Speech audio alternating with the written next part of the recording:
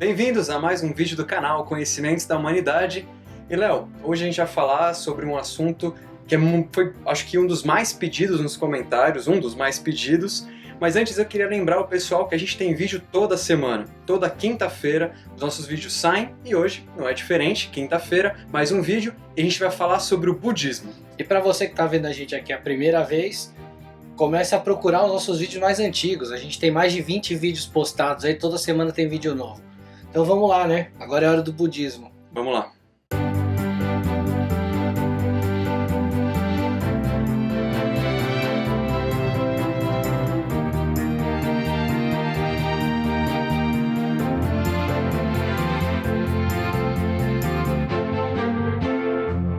O budismo não é só uma religião, ele é também um sistema ético e filosófico, originário da região da Índia e que se espalhou mais pelo Tibete, pela China e pelo Japão.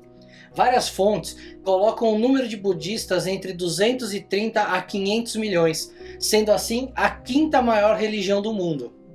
Historicamente, as raízes do budismo se encontram no pensamento religioso da Índia Antiga durante a segunda metade do primeiro milênio antes de Cristo. Esse foi um período de turbulência social e religiosa, já que havia um significante descontentamento com os sacrifícios e rituais do brahmanismo védico. Ele foi desafiado por vários novos ensinamentos e grupos ascéticos, religiosos e filosóficos que romperam com a tradição brahmane e rejeitaram a autoridade dos Vedas e dos Brahmanes. Nós falamos sobre isso em nossa série sobre hinduísmo, dá uma conferida lá. O budismo foi criado por Siddhartha Gautama, que estima-se que viveu entre 566 a 483 a.C., também conhecido como Buda. Ele é considerado pelos seguidores da religião como sendo um guia espiritual e não um deus. Siddhartha Gautama nasceu em Lumbini, na realeza da Índia, mais ou menos em 566 a.C. Ele viveu e cresceu de forma bastante luxuosa. Chegou até mesmo a se casar com Yashodhara e ter filhos. Entretanto, não era permitido que ele tivesse muito acesso ao exterior do seu palácio, pois seus pais queriam que ele fosse poupado da influência à religião ou da exposição à dor e ao sofrimento. Mas isso não durou para sempre. E em um certo dia ele viu um homem idoso, um homem doente e um cadáver. E sua quarta visão foi de um monge sereno e asceta. Um asceta é uma pessoa que nega qualquer tipo de luxo ou conforto. Ao ver a serenidade desse monge, Buda decidiu se tornar um asceta também. Ele abandonou então sua vida de riquezas para ir atrás da iluminação através da austeridade. Ele era muito talentoso nesse tipo de austeridade, em que ele praticava a automortificação e a meditação intensa. E ele era inclusive visto como um líder entre os seus companheiros. Em um momento de sua vida, ele decidiu que faria um gesto final. Ele comeu uma tigela de arroz e sentou embaixo de uma figueira, também conhecida como árvore Bodhi, para meditar até atingir a iluminação ou até morrer.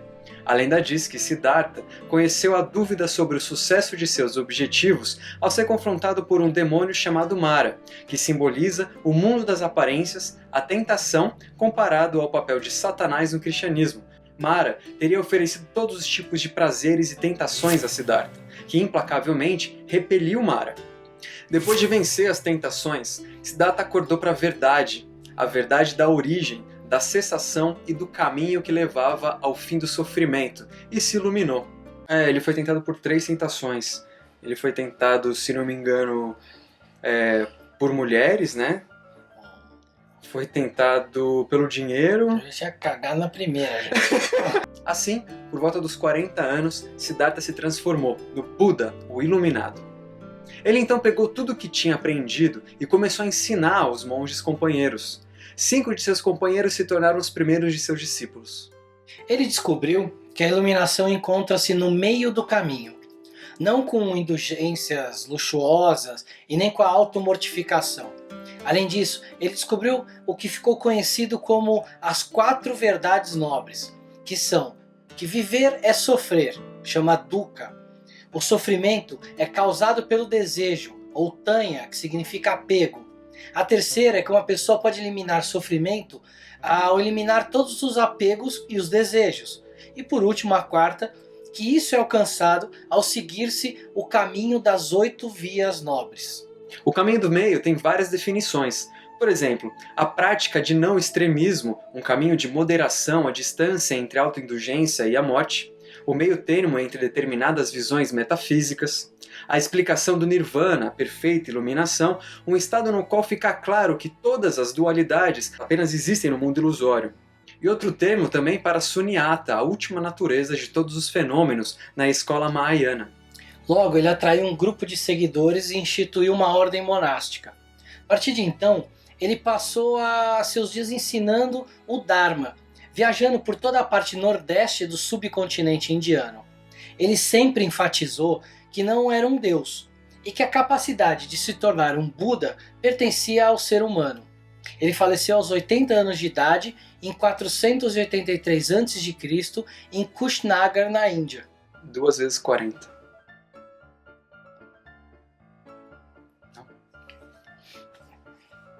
4 vezes 20.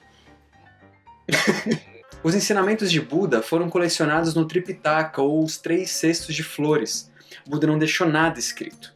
De acordo com a tradição budista, ainda no próprio ano em que ele faleceu, teria sido realizado o concílio na cidade de Rajaghara, onde os discípulos de Buda recitaram os ensinamentos perante uma assembleia de monges que os transmitiram de forma oral aos seus discípulos. Por volta do século I, os ensinamentos dele começaram a ser escritos então. Um dos primeiros lugares onde se escreveram esses ensinamentos foi no Sri Lanka, onde se constituiu o denominado Cânone Pali, considerado pela tradição Theravada como contendo os textos que se aproximam mais dos ensinamentos de Buda na época que ele estava vivo. Assim como no hinduísmo, ambas as religiões acreditam no karma, que é uma ética de causa e efeito.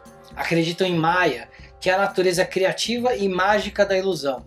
Também em Sansara, que é o ciclo de reencarnação, entre outras coisas que são comuns entre as duas religiões. O budismo também pode ser difícil de se caracterizar quanto à sua opinião em relação a Deus. Alguns ramos do budismo podem ser legitimamente chamados de ateístas, enquanto outros podem ser chamados de panteístas, e ainda tem alguns que podem ser considerados teístas, tais como o budismo da terra pura. O budismo clássico, no entanto, tende a ser silencioso sobre a realidade de um ser superior e é, portanto, considerado ateísta.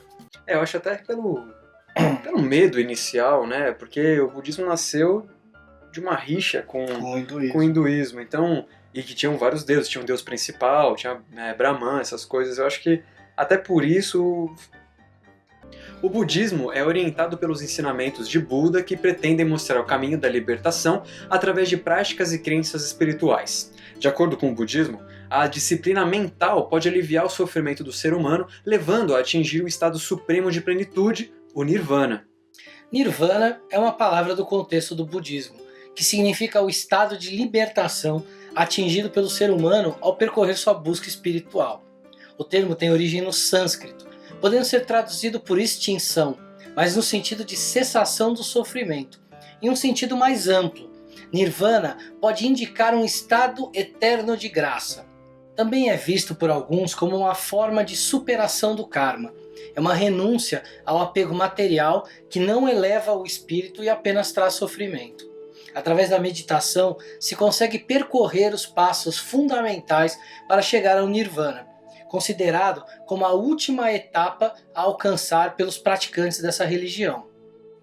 Portanto, o Nirvana é a meta do budismo, é o apagar do fogo das paixões e a extinção do ego, é não necessitar mais reencarnar.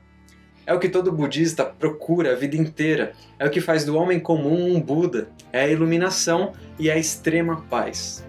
Bem, finalizamos aqui mais um vídeo do canal Conhecimentos da Humanidade. Semana que vem a gente fala mais um pouco sobre budismo, a segunda parte. Aproveitem para dar um joinha aqui no nosso vídeo, se inscrevam no canal, a gente está precisando de inscrições, curtam a página no Facebook, deixem suas perguntas aí nos comentários, a gente está pegando algumas perguntas aí, em breve nós vamos produzir um vídeo só de resposta para essas perguntas que vocês estão fazendo e a gente se vê na próxima semana.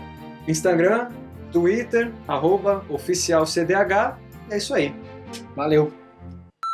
Do budismo. Acontecendo aqui. Você tá meio cheio de caspa. Tem uns negócios colados na minha bolsa. Umas bolinhas. Desde o primeiro vídeo você ainda não lavou, é isso? A camisa?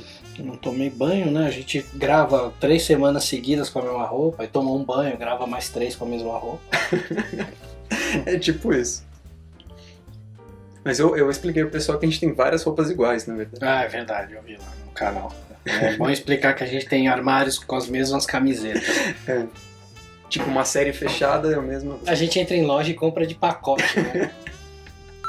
Dá pra você ficar na linha aqui do bagulho? Eu tô na linha, velho. Então, Eu tô na seu linha. pé tá lá na puta. Não, que mas pariu. eu tô aqui no meio fazendo assim, pra ficar no mesmo lugar. Ô, mas todo vídeo é a mesma coisa. Eu tenho que te arrumar, senão você vem pra cá, Caralho. vai pra frente. Daqui a pouco você tá lá na porta.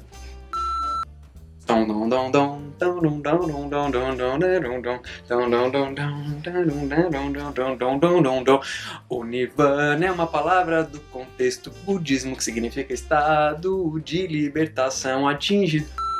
É a meta do budismo. É a meta do budismo.